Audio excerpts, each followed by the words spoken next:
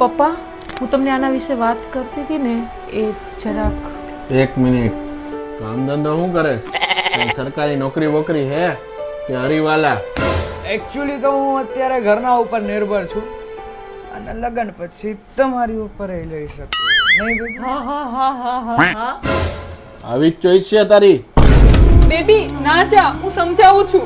હવે તો હું સરકારી નોકરી લઈને જ પાર કરીશ અને મારી સામના મોઢે પણ તું મારી રાહ જોજે હો.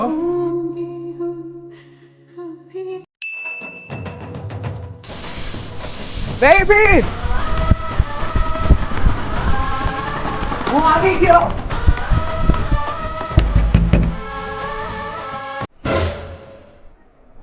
કોણ છે? બેટા મામા આવ્યા.